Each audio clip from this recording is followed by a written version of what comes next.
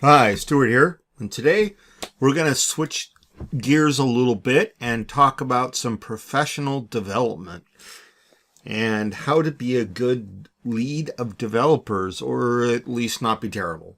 A personal aside, this is actually one of the things that I've worked the hardest on for myself. I'm not naturally a gifted leader. There's a book.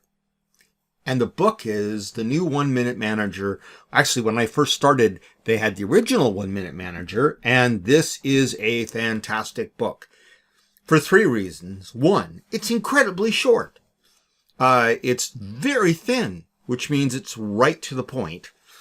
Two, it's full of useful examples, dialogues between humans about how to interact and get the best. And three, it stops to point out what are the good things and bad things in each of the interactions and what lessons there are to be learned. So, fantastic book. If you don't own a copy of this thing and you're in any kind of supervision, you should absolutely buy a copy. I read mine at least once a year, if not more frequently. Leadership, credible leadership, has to come from a place of core values. And the core values that I've espoused and learned to live with in terms of leading teams is the principle of HIT, which is honesty, integrity, and transparency.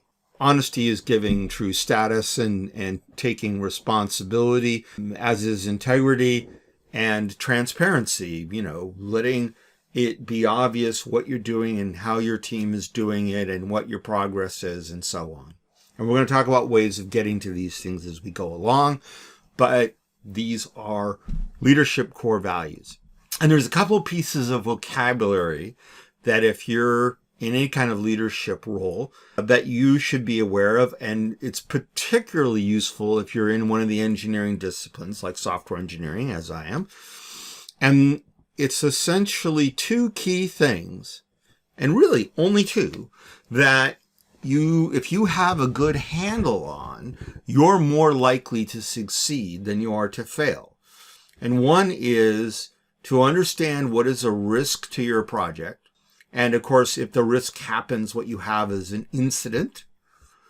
And the other is the ability of your team or your development organization to produce a steady stream of business value at the required quality bar. So that's called tempo. And we're going to talk about risk and tempo as we go along. But those are sort of my two favorite things from a management point of view. If I understand where we are with our project risks and I am confident that we are delivering on a tempo, then I can project as a leader when certain things will be delivered, plus and minus. And if I can do that credibly and regularly with honesty, integrity, and transparency, I'm going to earn the respect of those above me and those aside me and those below me. And if there is a glitch in our delivery, then they'll trust that we can make it right because we have managed our risk and established a tempo. So this is one of those ideas that is fantastic for managers because it took something that was incredibly complicated. If you look at the history of management, there's all kinds of different management formulas and there still are. There's a ton of complexity there. But for folks that are just trying to get stuff done, one of the things we can do is we can look at any goal, whether it's a user story or a bug, or an initiative or a technology plan, and we can ask, is it SMART? And SMART was coined by George T. Doran. We got a reference there. You can go read all about it. But basically, is the thing we're trying to do specific? Do we have a way of measuring it as we go along? How do we know how far along we are towards the goal? And whether or not the goal is in alignment with the overall organization? And is it actionable? If you have something that's very specific and very measurable, but you have no humans to do it or no way for humans to do it, then it's not very actionable, in which case it's not a very good goal and relevant, right? It has to be a part of the organic whole of the thing that you're trying to do or deliver. And of course, you have to make it time bound, because if it's an open-ended thing, like improve quality, then it fails the test of specificity. You didn't specify how you're going to measure it. You didn't call out what humans would participate in that. And although it's probably relevant, it's not time bound. So using SMART is a great way of judging user stories and bugs and initiatives and architectures. You can use SMART, and it's super easy for everyone to understand who's a stakeholder. And you can ask the questions about, well, this is a great idea, but is it relevant? Or, this is a great idea, but how do we estimate how long it will take to do, and hence how much it will cost? The other thing is just punctuality. I've been on dozens of projects where the running joke is it's on corporate standard time, which is everything starts late and finishes late and is late. And this is sort of coupled to another saying that is under promise, over deliver. But there is few things more erosive to a project and team morale than just never being on time. There is a really good management or adaptive leadership model. I first saw it in a Harvard Business Review. I put the link to the article here. But they talked about the 4 A's of good leadership. So your job as a leader is to anticipate what's likely to be coming up, to be able to explain, articulate what the vision is and why we're doing it. And then as we go along, to be flexible enough to make changes. Like, okay, the thing we're doing isn't working. What are the ideas and alternatives for doing something different? Let's be adaptable, and we're going to overcome and adapt. And then accountability. At the end of the day, if you're in a leadership position, you have to take responsibility. You have to have integrity, to take responsibility, to be accountable. So, habits of high performance teams. These are things I've sort of collected over the years.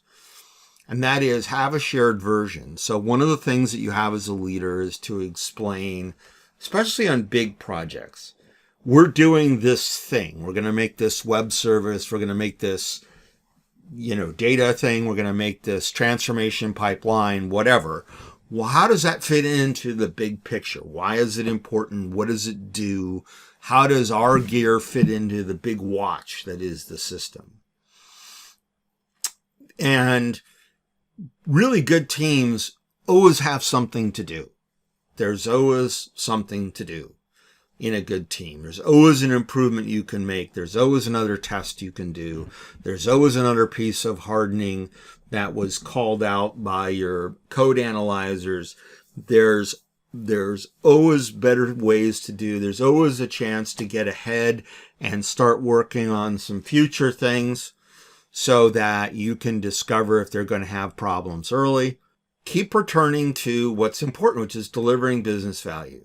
If you get an activity and your team is nominally responsible for working on that activity, you as a leader need to say, well, how does this contribute business value? And really, there's only 3 contributions. It makes money, it saves money, or it helps to manage risk. That's it. So if it doesn't do one of those 3 things, then it may not be as valuable as you think it is. Or the people who assigned you the activity did not do their part in articulating why it's important. Have a collegiate understanding of managing the trade-offs between quality and risk. And good project teams do not let tech debt pile up in response to the enormous pressure to deliver functionality for the business. Because if you code in haste and deliver in haste, you will repent at leisure. And you'll hit a cliff and fall off of it. And the amount of time that you have to spend fixing it will exceed the amount of time you would have invested if you had just fixed it early. Lots of good evidence about this across decades and decades of data collection, especially about software projects, but really applying to all engineering projects. Believe in the power of smart testing. We'll talk about that. Keep status up to date. Lastly, code talks, BS walks. There are 6 laws or principles or guides that are useful for you as a supervisor to know so that you do not fall into one of the many pits of management. Murphy's Law, I think everybody probably knows, the Pareto principle, which is that 80% of the effects come from 20% of the causes. But the corollary to that is that 80% of the way there costs 80% and the remaining 20 costs another 80%. Conway's Law, which if you're going to be in an architecture role, you have to be incredibly wary of that you don't inadvertently make architectures that mimic the organizational structure. Why? Because organizations reorg constantly.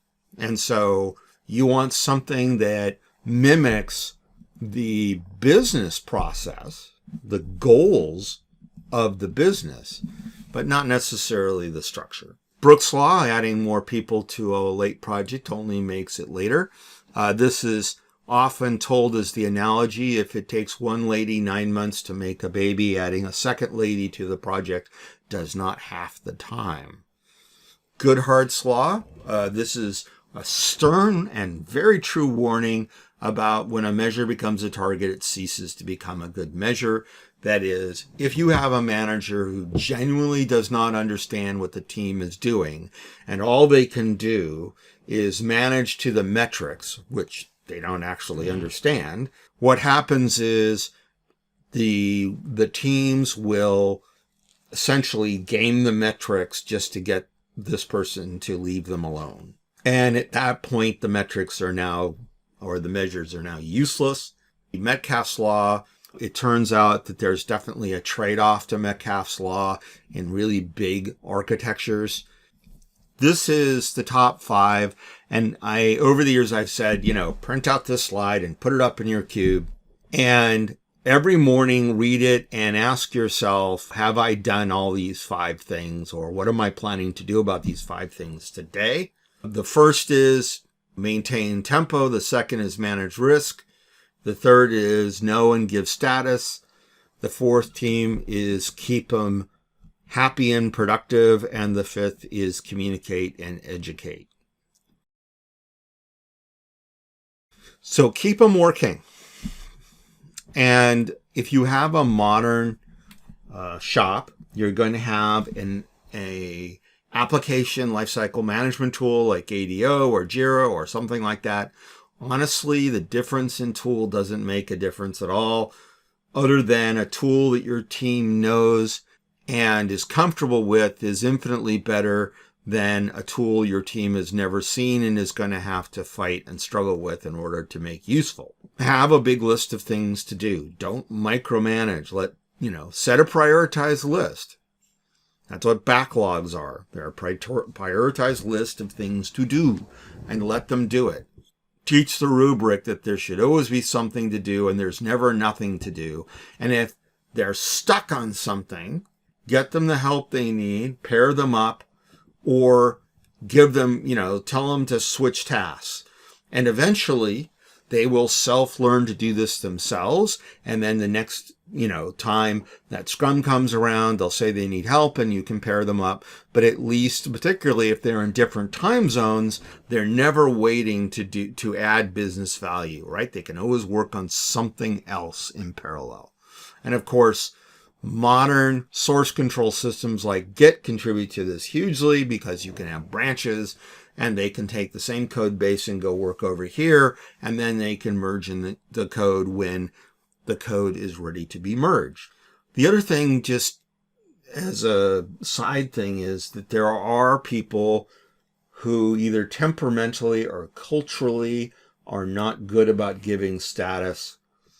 And in the case where that is true, you have to make an extra effort as a lead to reach out to them and communicate. And we're going to talk more about that. Be there to help and mentor your team. We talked about the importance of communicating purpose. People will be happier working on something, even if it's something they hate, if they know it's something that we have to do because, it's easy as a lead, particularly as you go up the food chain, to get wrapped around the axle of meeting or to try to take on too much work yourself. The more distance that you have between the people actually, doing work and delivering business value and yourself, the more you need to learn how to delegate. Anti-patterns, office hours, yeah. The open door policy, not keeping your IM, your instant message, your direct messaging engine up to date. By the way, if you're on a project and you don't have one, and given how many different free ones there are, get one. Probably one of the most useful things. I love Microsoft Teams, but there are lots of other good ones. And you can do things like share a desktop, have an instant meeting, things like that. And make sure you pay attention to your email, but not in the moment. So Scott Hanselman has a really great presentation about personal organization. And one of the things you have to resist the temptation to do is pay attention every time you get a new email pop up. In fact, I have my new email notification turned down to the point where just a little envelope appears in my taskbar. And then at intervals, as I work through things and come to a breaking point, I will go glance at my email and apply the following triage to it. And then I'll make time at the end of my day, generally when I'm tired and or sort of closing in on the things I want for today and thinking about planning for tomorrow. I'll go through and quickly service my emails, knowing that the higher you get up in the supervision chain, the more the emails are about things that you need to know about, but not necessarily take action on. And parenthetically, I have a YouTube video about writing, about effective communication in emails. And there is a special place in the Infernal Valley where there are people who put you on the 2-2 when you really needed to be on the CC. If you're on the 2, it means I need you to do this or handle this. CC means you need to know about this, but I'm not expecting you to do anything about it unless you have an opinion you'd like to contribute. Be an advocate for your team. There's always going to be pressure for you to deliver more than your team is capable of, no matter how good your team is. There will always be things where you ask your team what would make you more efficient and productive, like tooling and whatever. I have had in my own career incredibly dumb conversations about giving developers drastically underpowered workstations and expecting them to be productive. And when you do the math and you say, well, spending an extra $1,000 on this workstation has an ROI of 3 weeks, it's pretty hard for people not to justify getting the developers the tools they need. It's always the humans that are expensive. Tools are generally, they can be quite spendy, but if you can work out what the ROI is, or you can say, well, this tool may be spendy, but it will help us have better tempo or manage risk, you have won the argument. Be a proxy for them. Keep them out of dumb meetings. Enforce the rules. Your team should have a delivery handbook or a shop standards handbook or whatever, and focus on preventing technical debt by coding well in the first place. And it's really hard to take seriously team members who tell you that they didn't know any better, given that modern development environments give you a plethora of handy hints. I'm a .NET developer primarily. I develop on a bunch of stuff, but I do a lot of .NET, which means I use a lot of Visual Studio. And with the right plugins to Visual Studio enabled, it will prolifically decorate your code with, hey, this is a bad idea. And the tools in most cases will let you click on it and it will fix it. And then you can see what you should have done. And so if I'm doing a screen share with the developer and their left margin is littered with question marks and exclamation points and big red warning blotches, I want you to take half an hour and go through all your code and make all those go away. And if you don't understand what's happening, then by all means, reach out to one of your peers or do a screen share with me and I'll walk you through why these things are important. But you just need to encourage craft, and craft means making things as low defect as possible while you're building them. If there isn't time to do it right, there will never be time to do it over. Stay connected, right? Lots of different ways to stay connected. Do a stand-up every day. Have a good ALM system. Make sure that before the stand-up, you set an expectation that your teams update their ALMs. And when they are giving status, they should give status in the form of, this is the item number and this is the area and I'm working on it or I'm stuck on it or whatever. The other thing is just be approachable. Make it easy for people to talk to you. Someone comes to you and says, I think I may have screwed this up. You go, well, if that's the only horrible thing that's happened today, we're ahead of the game. So let's see if we can fix it together. That's really the great lesson I learned, is fix the problem, not the blame. It's a very Japanese cone sort of thing. And so when someone says, do you have a minute? The answer is yes, let's screen share, or I'm in a meeting, or I'm about to be in a meeting. Can I DM you later or whatever? And sometimes what I like to do is say, I can DM with you while I'm in my meeting. Can you give me a quick, one paragraph brain dump of what the issue is, and I can look at it in parallel maybe if I'm not too involved in the meeting. And that can be super helpful. Like, you don't actually have to physically talk to them to be able to help them. Because sometimes when you understand the problem, you go, oh, Terry had the same problem. Please DM her, tell her exactly what you told me, and ask her if she can take a look at your code, and then you two can work it out. And if that doesn't work, then get a hold of me again, and we'll team up and we'll all do it together. A lot of your job is not only to stay connected with your team, but keep them connected to each other. Help, and encourage a thing that says, when someone comes in and they're in Scrum and they say, well, yesterday I was helping our new developer, Peter, get up to speed and working through this problem. Your response should invariably be, wow, thanks. That was really helpful, because it's an investment, right? Investing in people to help them build craft, to become comfortable in your business milieu is all part of staying connected with your team. This is one my dad told me: give your commendations in public and your corrections in private. Be aware of cultural sensitivities. There are some cultures around the world that giving praise to an individual by name would be considered embarrassing or disrespectful. But you can still give a commendation that says, on this XYZ thing, I thought this was particularly well executed by the team. And the team could be one person, but they'll get it, right? And so you can say that things are good. And you should always find out what people's sensitivities are. Other people will get very cross unless you say, Peter did this great thing. So just understand the culture and sensitivity areas of your team. Never make corrections in public. Always do them one-on-one. And there is a style called the RFC style. You can go Google it with Bing. And it has a style for communicating called the RFC style, which is the same way that you write up proposals for requests for comments. And it has a way of depersonalizing what you're talking about.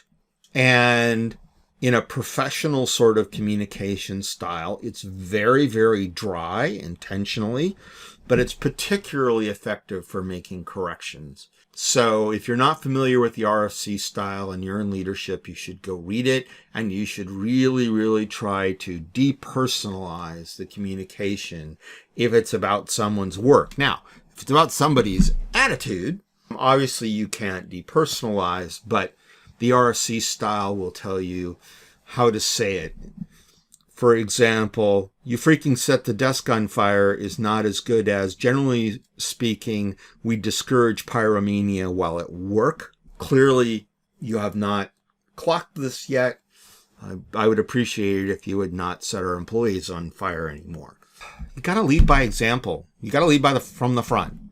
If you go talk to anybody who's ever been military, or anybody who's ever been a supervisor on an assembly line or building a big thing, right? They'll all tell you that the way that they won the respect of their team is walk the talk. Hold yourself to the highest possible standard. And if they see you do it, they'll do it. And if they don't do it, then you can say, "Look, I do this, and Susan does this, and Peter does this. I need you to do this too." And they'll respect that, because if you do it, they'll do it. Don't cut corners. So, pigs and chickens, quick definition, right? Pigs and chickens, and a restaurant called Ham and Eggs, and the pig says, "No thanks, I'd be committed, but you'd only be involved." Why? Because the chicken will be laying the egg, and the pig will be cut up into bacon. So in a meeting, you should know if you're a pig or a chicken and act accordingly. And one of the things you should teach your team members is, in a particular ceremony or team meeting, are you expecting them to be pigs or chickens? If it's a design meeting, you very much want them to be pigs. You want them to participate in the discussion and ask questions and whatever. If you're in some sort of high-level, C-level presentation that inexplicably people made you drag your developers to, they should probably know that they're chickens. I often open up a DM to my team during those sorts of meetings, and every once in a while I'll go, "Susan, I know you're tempted to call that senior vice president of smuggling an idiot. Please don't. They own our budget. Love, your boss, Stuart." I don't know why I'm picking on Susan, but the point is, it's important. And this gets back to sending good emails. People on the 2 line are pigs. People on the CC line are chickens. And if you just follow this simple rule, like know what your place is in the meeting, know when you send an email or read an email what's expected, assuming everybody is going to follow this rule, you'll be a lot happier, and you'll find out the things that you are supposed to be doing something about, and differentiate that from the things you need to know about. The perfect meeting template. Nothing is worse than not having an empowered moderator in the meeting. Whoever scheduled the meeting, or if the person who scheduled the meeting did it OBO somebody else, is the de facto moderator of the meeting, unless they point at someone and go, "Stuart, would you lead the meeting?" Meetings should have an agenda in advance. I would say 70% of meeting invites I get have no agenda. And in some cases, the subject line is so vague, I have no idea what the meeting's about, and I go into it cold. And not only does that make me feel anxious, but there's an excellent chance I will also be made to feel stupid sometime during the meeting. For the love of Pete, put something in the meeting agenda. Allow a grace of 3 minutes and then start the meeting. End meetings early. We'll get to that in a second. Don't let people talk all at once. More and more, we're doing our meetings via conference calls. And if you're listening to the recording because for some reason you had a conflict or you couldn't go to the meeting, or you were, out dead that day, then if you're trying to listen to it, it just ends up being horrid. So do encourage people to speak one at a time. Susan, Peter, John, go. Or if you're in Microsoft Teams or any number of other conferencing software, you can make people raise their hands. And if you have a particularly undisciplined group, you can hit the all mute button and then unmute the people you want to talk. Just be careful to make sure you're inclusive. Make sure that important but not strictly relevant things get stuck into a parking lot, and make sure that you end your meeting early and go through the action items and assignments, and then follow up with a meeting summary, including all the parking lot items. And if you can stick to this relatively simple formula, these 7 steps of happiness, then your meetings will be a lot more effective. And there is no better sign of this than a half-hour meeting that lasts 8 minutes. Ending meetings early is a good thing. The moderator will say, we have the list of action items. I will send out a summary today. I give you back the gift of time. Thank you all for participating. Click. Oh dear. Basic ceremonies. Bad leaders have bad scrums. And unprepared team members are a reflection on their leads. As we said before, all of the ALM status should be done before Scrum. If it is chronically not possible to do, then what you have done is scheduled the Scrum too early in the day. And they should stick to the 3 questions, and blockers should get parking lotted. If you are a good human being and you're on Scrum, then your thing should be, I did 1, 2, 3, 4 yesterday. The pull request is out. I started on 5, 6, 7, 8, and I have no blockers. Or blah, blah, blah, blah, blah, blah, blah. And I'm working on 4, 5, 7, 8, 9, and I have a blocker and I'd like a parking lot item. And then you go, Peter needs a parking lot. And then you come back to it. And zip through the status as fast as possible and give people back the gift of time to go away and actually do things. And then go through the parking lot, do the low-hanging fruit first. If it's going to be extensive, then schedule a meeting, even if it's only a 15-minute one. And a lot of times as a lead or a manager, what you say is, oh yeah, Peter, that's really interesting problem. I'm going to have Susan help you out. You know what? That is a significant architecture or design problem. I think we probably ought to have a skull session on that, get together and talk about the pros and cons. Do me a favor and schedule a meeting, and, invite the team as optional. But I'd also like you to invite Joe from the data team and Andrea from the operations team. And I want you to do a nice agenda, and let's bang through that today. And those really should be 15-minute meetings. If you can help it, half an hour if you think it's going to be extensive. I'd rather have a short meeting with the need for a follow-up and let people go away and ponder things than have a long meeting and force people to solve the problem in the moment, unless, of course, it's an outage, in which case you just need to stick with it until it's resolved. Bug triage. What I typically do is say, look, bug triage is Tuesdays and Thursdays, 10 a.m. PST for an hour. I want you to block your calendar with this here invite. I do not want you to join, but I do expect that if I DM you and ask you to jump on to talk about a particular bug, that you will do so this instanta. So you can keep working along as long as you're paying attention to your DM. And if we pop up and we need you, then please do join.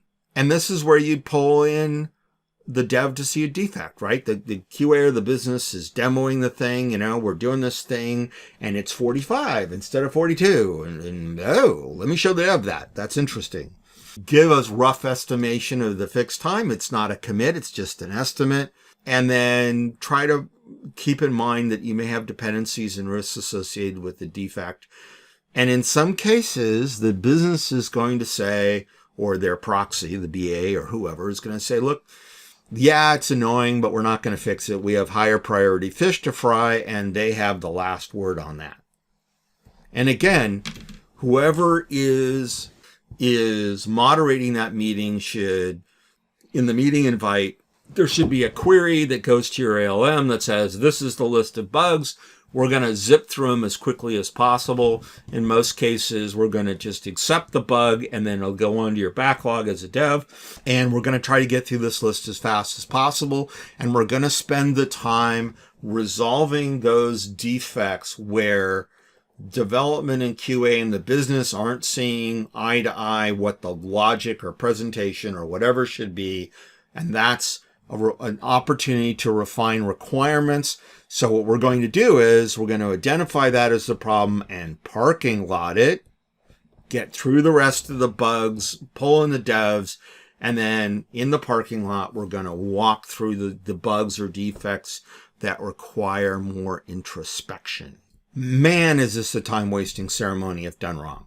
I have worked on project teams where, for whatever reason, they have wanted to walk through every story in grievous detail, in some cases reading them aloud, instead of sending out the list of stories, asking teams to read them, make note of questions, and then go through each of the stories very quickly, explaining in context how these story interacts with that story, and making sure that there are any questions or whatever are resolved. And if there are parking lot things, put them in the parking lot. And then after the storytelling meeting, the BA will probably have things that they need to do to enrich the story or the acceptance criteria, or go back to the business and say, ooh, A or B, or possibly C? What did you mean by this? Because I thought I understood, but now I don't. And then, the stories that are workable, you should mark them to be worked somehow, whatever your ALM supports.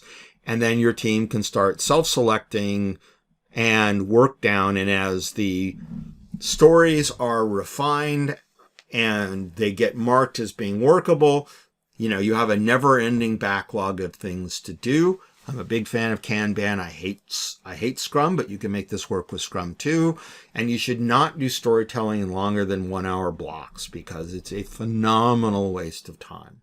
The other thing is that if you have storytelling that's broken up into multiple segments, for example, there might be one for the UI, there might be one for services, there might be one for data, there might be one for systems integration.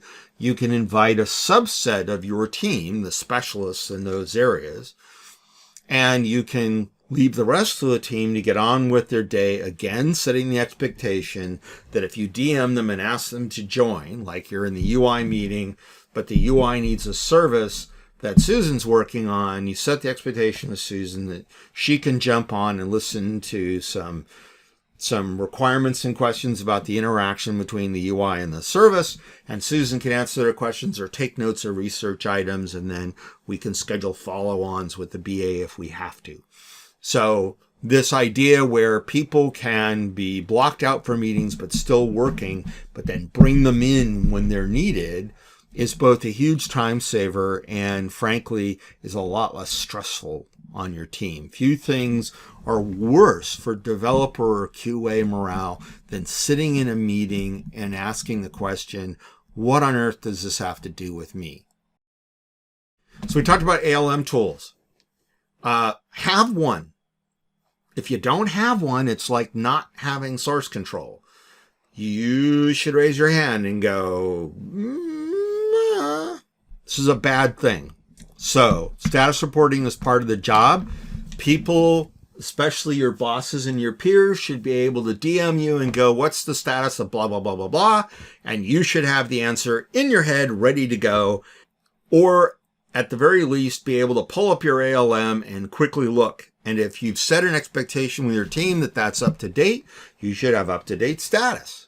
Personal time management is really hard to do. Again, Scott Hanselman's got a great presto on this. There's lots of great tips in the 1 Minute Manager, and there's lots of books on self-managing your time. But these are some of the things that I have done. And the key thing is to make sure that the urgent doesn't overwhelm the important. So there'll always be a thing. We had an outage in QA, ate up 3 hours of my day. Or there's some existential crisis, or, Bob set the furniture on fire again, or whatever.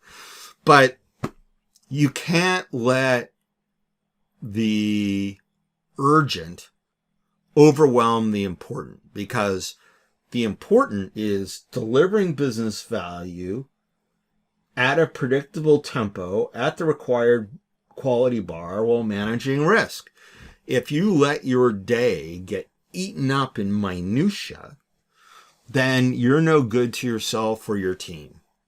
Sometimes you just have to say, you know what? I need 10 minutes. And you're going to put yourself on Do Not Disturb, and you're going to get up from your workstation, and you're going to do whatever you do that makes you calm. And then you're going to come back with clarity and be able to do it. But don't let the urgent overwhelm the important. And the most important thing you can do, especially as a line supervisor, is make sure your team is getting unblocked. So, one of the things people ask me all the time is, well, when I'm estimating something, whether it's t-shirt sizes, Fibonacci sequence numbers, planning poker, or whatever, how do I estimate user stories? And this is my formula. This is actually a formula that's pretty standard. And it's broken into 4 activities: a design activity, static code analysis and other hardening things, tests, and the rest is, coding. Some people like to write the tests first and then code later. Some people like to write some code, write some tests, write some code, write some tests. That's what I do. I prefer doing that. But the cycle time between writing some code and writing some tests should be pretty short. And the reason is that if you find that you go to write a test for something and you can't figure out how to test it, you've probably written code that is less than good. And then this is not a hard number, right? Some of these problems, figuring out the test to prove that the little bit of code that you wrote actually does the right things in the right ways, especially computation. The order would be reversed. I would write a lot more tests, especially if it's in the critical path or high risk, that this computation, if it's wrong, could cost your company gazillions of dollars and regulatory problems and stuff. I will write a mountain of tests for relatively little code. And if you're a good developer, you're going to sit down and think about the design before you just start coding. Now, some developers are experienced enough and have a holistic vision enough that they can design and code at the same time. And I personally am able to do that to some extent, but every once in a while I have to stop and get out my scribble sheet and just sketch some things and cross them out and write some things and cross them out. And I iterate on that, or I code and I go, oh, coded myself into a corner there. Let me rethink how I should have done this. And so, design does factor in. It's your think time. How do you monitor tempo? I get asked this a lot. Right? Tempo is important. You should know your tempo. You should manage your tempo. Great. How? Well, per developer, right, you can keep track of their commits. You can keep track of their pull requests. You can keep track of their productivity in terms of work items completed. You can relate the bugs to those work items. And, of course, punctuality is an excellent metric for whether someone's going to have good tempo or not. Poor punctuality is almost always a sign of some sort of challenge with that human. So you can look at all of these factors. You can get metrics for all of them. Just don't make the metrics self-fulfilling. Have an expected range for each of these metrics. And if they go above or below the expected range, then you should probably ask some questions. But other than that, if you say, well, I want 2 pull requests a day, every day. Well, your people will manage to that, but the pull requests may be meaningless. So, contrary-wise, if you go 3 days and there's not a single commit, much less a pull request, you go, Peter, are you having problems that do you need some help? For the team, you want to talk about whether or not you're routinely hitting your goals. You want to make sure that in the long run, the business is signing off. And you may have coded this thing a month ago and the business has just got around to, getting it into release and giving it the eyeball. You want to watch your defect trends, bugs open versus bugs resolved. And if your deployments become more and more infrequent, there's probably a tempo problem.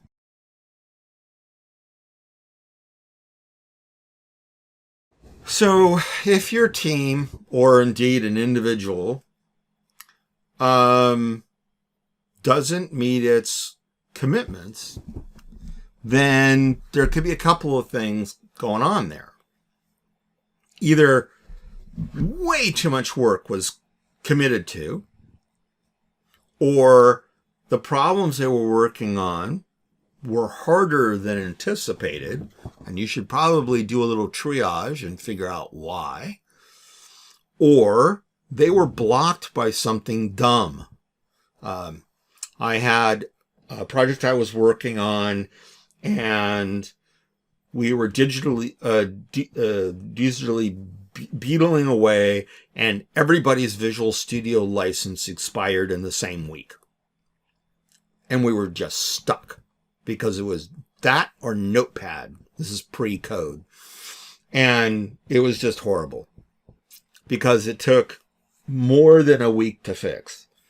And meanwhile, the developers are frustrated, the business is frustrated, QA is frustrated, the BAs are frustrated, the release managers are frustrated, and we're all just blocked. I mean, we tried to code using various, editors and whatever, but, so that's an incident, right? You should make note of that. You should make sure when you're reporting that you call it out in big, bold red letters. We were totally blocked. The environment was supposed to be up and ready for our deployment and testing cycle on this day. It didn't get up until that day. That cost us this many story points or hours worth of team time. That's throwaway. We threw away money. So, escalate, correct, discuss, try to improve processes maybe. Maybe you need another tooling. Maybe the people who are using the tooling need some training on how to use the tooling better. Or maybe you need to have one-on-ones and talk about why shop standards are important or why productivity, e.g. them pulling their weight, is important. Or maybe they're a round peg in a square hole and you need to either mill them flat or find a replacement peg. If you see a giant chasm opening up between the number of bugs opened, and here it's important to use a relative measure, which is the bug times some weight of severity. Because 15 little teeny bugs that are annoyances that don't actually block the business from getting things done versus 115 weighted high severity bug that totally blocks their world. Even though weight-wise they're equivalent, they're not equivalent from a priority point of view. So it's important to have a relative measure of these things.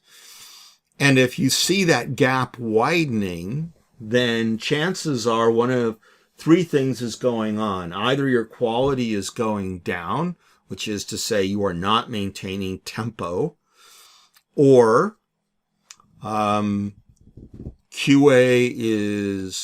is constantly finding areas of disagreement between between the business and the developers, which means that the BAs need to try harder to do better definition of the stories, or something else unfortunate is going on. And oftentimes, this is where you start to see failures of non-functional requirements. Stability, scalability, security, whatever. So, figure out the etiology. How did this happen? Did we do it to ourselves? Or did someone do it to us? And then what do we need to do? And by the way, requirements changing when developers are trying to code on them is a anti-pattern. And if that happens a lot, it means you should have a conversation with your boss or your boss's boss and say, look, this is a complete waste of the customer's money. And we should finalize the requirements and code to our requirements. And then later, if the business wants to go somewhere different, then that should be a follow-on requirement or change request. But there's nothing more wasteful than developers beetling away on something, and then the business comes back and said, oh yeah, last week we had a meeting and P is going to be Q from now on. And developers all go, oh man, all that code's a throwaway. It's just hugely inefficient. Refactoring. Ricochet bugs. I fixed the bug. No, you didn't. Fix the bug. No, you didn't. Fix the bug. No, you didn't. Trade-off wars. You fix the performance, but then the security gets worse. That's one of my favorites. Ricochet rabbiting is, you look at a file. There's a formula for doing it in Git.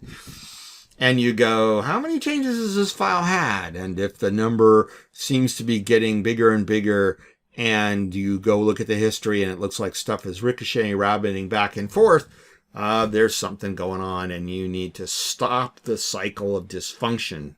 That's part of your job. And, ultimately that it may involve facilitating a meeting where you go to the business decision maker and say, look, we keep getting opposing requirements, A versus B. Sir, ma'am, senior vice president, guru person, could you please call it so we can have one direction? Customer story rejections. This typically happens during the demo. The business looks at it and goes, nah, that's not what we wanted at all. And meantime, in your head, you're going, don't! You have to have a chat with your BA and your peers and your dev managers and go, okay, how is it that we completely missed the thing that the business wanted? By the way, the business is now generally quite grumpy that you weren't paying attention to them. And it may be that they completely and utterly failed to be articulate, and in which case there's some soft skills intervention that probably need doing. And sometimes, if you've ever played that game at a party where you say something to someone and they turn around and say something and they turn around, you probably want to shorten the chain of people from the requirements giver to the requirements coders. If it happens once, probably not the end of the world, although it is hideously embarrassing. And if it happens and it turns out to be your team that you're leading, that's the problem. It's probably not career building. Fixing it will eventually earn you the grudging respect. So dig in and find out what's going on. Grumpy team members. How to detect. Team members are grumpy. Sometimes they complain, and sometimes their work is just slow and bad. And lately, sometimes they just rage quit. So if you've been having regular one-on-ones and they don't tell you they're unhappy, or you don't have a chance to talk to them about their work, either you're not supervising well or they're not communicating well or both. Rage quitting is never a professional thing to do. So if you are a team member, you should probably communicate to your boss. And if they're not listening, your boss's boss about why you're not happy. And just see what the ideology is and then get the right level of management to get behind helping. And ultimately the thing that is the leadership thing of last resort is to reassign them to a different project team or bounce them off the project altogether. That is generally not good for the esprit de corps, plus which they're walking out the door with some amount of irreplaceable knowledge in their head. So if you can figure out a way to reharmonize them into the team and address their issues and concerns, it's infinitely better. If your customers are being mean to your team members, that's definitely a conversation that someone high in your organization needs to have with whoever it is. And if, maybe they're just stressed out, maybe some time off would help, maybe some team building would help. But it's a fact of life. If you're going to supervise, you're going to have to deal with team member dysfunction and grumpiness. Optimizing interactions, right? So you're going to have a one-on-one, or you're going to have some other kind of interaction. And you want to be SPD, short, professional, and direct. And, try to be impersonal. We talked about that before, the RFC style of communicating. Make a list of what you want to say or key points. Better yet, put it in the agenda. Know when to have an email, an IM, or a meeting. Have short meetings. It's for developers and QAs, the best way to get understanding of a problem and get them resolved is a desktop share. Particularly if you're working with team members from around the world, it is regrettable but true that those cultures are offended if you do not at least try to be a little bit personal. Those of us who are from the coasts of the United States, this is an alien concept to us, but it is nevertheless important. And of course, the golden rule of leadership, never communicate when angry. So I want to take a little walk around the world. Conflict management, detect it early, work on it now. Here's a little trick. When they talk louder, you talk softer. It turns out that if you do this over a little period of time, they will subconsciously try to mirror you. And they will talk softer, and in the process, they will calm down. Let people have their say and empathize, depersonalize, show you're paying attention by drilling down, active listening. We'll talk about that in a minute. Show respect. Ask questions like, what's the pro or con of this? If it's, during a meeting and there's conflict, take it offline. And the number one thing that I found that's really irritating in retrospect is that the two sides or end sides of a conflict are actually in violent agreement with each other, but they have a different perspective or point of view or vocabulary, and hence they are not synchronizing. And sometimes stopping and redefining the terms and conditions and getting a common vocabulary, and then all the teams will go, oh. Active listening, a little harder on, video calls, but show that you're listening. Lean in, take it in. Ask questions. Defer judgment. There's this phrase that's used in communities that end in the word anonymous called contempt prior to investigation, which is you make up your mind about something before fully hearing the situation. And so don't do that. Defer judgment. Have them make a case. Ask questions. And respond respectfully. And if you do that, and even if you disagree with them, you'll probably have a better interaction than if you didn't do that. Lots of good presentations on active listening, lots of good active listening training out there on the interweb. If you're going to be in management, it's good to know it. Blockages and hassles, right? What is your job? Tempo and risk. Blockages and hassles are risk. They negatively impact tempo. Therefore, you must identify them quickly, communicate them effectively, and if necessary, escalate them and follow them down relentlessly and make sure they have visibility. Remember, you don't have to solve every problem. You just have to make sure they get solved. Sometimes you're at the mercy of other people to get stuff done, and you should convey the timeliness with which it needs to get done in business terms. That is, what is the impact? And you should also ask yourself, could I have avoided this if I had anticipated these needs in advance, and in so doing, gotten myself into this other team's planning schedule in a more efficient way so that this wouldn't happen.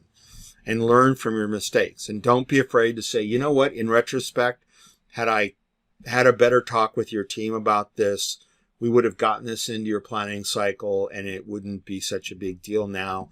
I'm sorry, we'll try to do better. Are there other ways we could improve? Ask for feedback. Hitting the big red button. Knowing when to escalate up your food chain. And you probably have an HR manual that talks about this. But, you know, here are the essentials. Anything HR. Like, you're not empowered to handle these. I guarantee it. If the customer is deeply unhappy or they want to bounce Peter. Ooh, what's wrong with Peter? Peter's great. You can't handle that yourself. You got to bounce it up the food chain. If you get abuse from your customer, and by the way, you know, if you're a corporate developer and you work for a company, you still have a customer, right? There's a business unit that you're doing work on behalf of. If there are accounting or paperwork problems, if there is a serious incident or accident, and in some cases, any incident or accident must be reported. If you think your project is falling into a black hole, if your team simultaneously mutinies and or starts mumbling underneath their breath about, you know, emigrating to Fiji or something, then you need to escalate. And how? Write a clear and concise email and make sure it's urgent. And then within an hour of sending the email, which you should definitely put in your drafts and contemplate, and again, be the bullets, go see my other presentation on effective communication, and then follow it up with a call and say, boss, I don't know if you've seen this yet, but we have a situation I'm not comfortable handling myself. I need to talk it over with you and get direction from you about what I am supposed to do. First thing is habituate your team to the idealized development process. And if you had a chance to watch my video on skills for architects, you'll find the idealized development process in there. You'll also find it in some of my other presentations as well. But make sure that everybody on your team firmly groks this process. Like they get it. It's visceral. It's automatic. And I have on occasion, back when we were, you know, working in the same geolocation, something that probably won't happen again for a long time, I would print this out on the big printer and put it on the wall and say, this is the process. And so process makes better people because it removes uncertainty, which reduces anxiety and lets people focus on the problem. It ensures that you're going to have higher quality and the ability to maintain and measure tempo, and it's going to help you manage risk. This used to be something when computer memory particularly was at a premium. And languages and tooling were a lot more primitive than they are now. Educationally, we used to focus very heavily on craft. And successful organizations still care about craft. And so, not tolerating technical debt. Trying to have the least amount of code that you can. Having teams that are well educated as to how to use their tooling so that they're fast and productive and nimble and powerful, and that they know the best practices and patterns and they know their platform really well. And to also foster the idea of craft as a community, always being willing and acceptance of peer review and listen to good ideas, and takes responsibility but doesn't have a proprietary attitude. towards their work products. These things are the ingredients of craft, and building a craft-focused culture, which is a development lead, is one of your chief responsibilities. So people often ask me, when you're doing a poll review or a peer review, and if you're not using poll reviews, start using poll reviews. And if you're not using Git, start using Git. But here's the 7. I like 7 things because it's people can remember that, right? 7's Miller's number, 7 plus or minus 2. So number 1, does it actually meet the business requirements? If the answer to that is no, you don't really have to do any of the rest of the list. Does it conform to the shop standard? Is it intentioned? Is it solid? Is it dry? Does it have required metadata, etc.? Right? These are the basics. And one of the reasons I encourage people to do lots and lots of commits, in addition to being an awesome mechanism for doing an undo, is in having frequent pull requests, even if that pull request isn't going to result in that code joining the rest of the code stream, is it puts other people's eyes on the code and gives you a chance to get out in front of something that the other person may not have considered. Like, I notice you're doing this thing, it's cool, but did you know that there's this grammar in your programming language that lets you do this all in 1 line instead of in 5? And it's a lot easier to read, so it's maintainable. It's important non-functional. You should test stuff based on the risk of that code not working properly and its impact on the business. Write more tests for risky stuff. Write fewer tests for things that are not risky. If you've got a key computation, like I said before, write a lot of tests and especially consider the boundary conditions. Don't test the stupid stuff. I was doing a review of a relatively junior developer that was added to one of the teams, and they had written a unit test to test the property accessor, which was public string thing get set. And that's not a useful test. But it turns out that the useful test there was that class was a DTO, a data transfer object, that was going to get serialized over the wire. And so I said, why don't you write a serialization test instead? Because that will test all your property accessors and your wire transferability all in one test. And it turns out there's a little helper method that's in my Git that people can get and pull down into their code, or they can just pull it in with a NuGet, and it will populate your objects full of data, serialize them, and then compare all the properties. And you can do it all in one. Have a bias towards integration tests.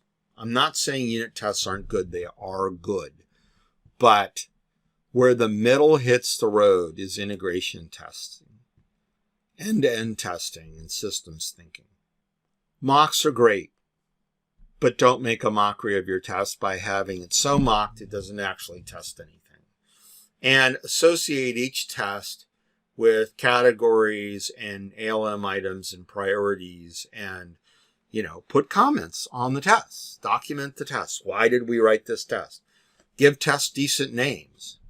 Compute premium with blah, blah, blah criteria. Nice long test name with comments. And you should use the AAA pattern, right? Arrange, act, assert. Test smart. Same thing, by the way, for integration tests. So you should have some shop standards. And here are the shop standard areas that I focus on. And yours can be different, but you should have some. You should articulate them. They should be somewhere where everybody can find them. If you have the ability to have a wiki, that's a very good thing indeed. And you can, cut and paste this into your wiki and then start filling out what your expectations are. And then when someone doesn't meet those expectations, you can point to the shop standard and say, do you need a refresher in this or some explanations about why this should be like that versus like that? And you have not only a teachable moment, but you will reduce risk and improve tempo. Just telling somebody something's wrong and not helping them make it right is not good leadership. Acceptance criteria. I can't tell you how important this is to having tempo. Depending on your organization, you should do your best to reject stories that have unacceptable acceptance criteria, or worse, none at all. And just say, look, my guys aren't going to work on this until what we're trying to do is well defined and there's a way to know if we did it right. And oh, by the way, my friends over in QA are going to use the same acceptance criteria to write their own tests and to make sure that we are delivering something that's fit for use and fit for purpose. So here is my fundamental set of quality gates. And again, as a dev lead, you may say, why is this my thing? And my answer is, if you want to manage risk and ensure tempo, you need to have these things. So this is the order of automation that you should have, along with some other things that are useful. And you can see some of my other videos where I drill into this. But if you're missing any part of this, you are probably missing a bet on how to manage risk and ensure tempo. So I wanted to stop and say one last word on personal time management. If you are supervising 3 people, then potentially you have 40% of your time available to be a direct contributor. As you add people to your supervision chain, your ability to do the work pylogy drops off precipitously. And in fact, if you're managing 5 or 6 or 7 people, you will probably never be a direct contributor other than looking at people's pull requests and saying, you could do this clever thing and you might be happier. It's just how it is. And remember that their work is more important than your work. So if you give yourself too much work, you'll always be under pressure to do your work in addition to being a good lead. And you will eventually either burn out or in some other way be unsuccessful. My name's Stuart. Thank you for your kind attention.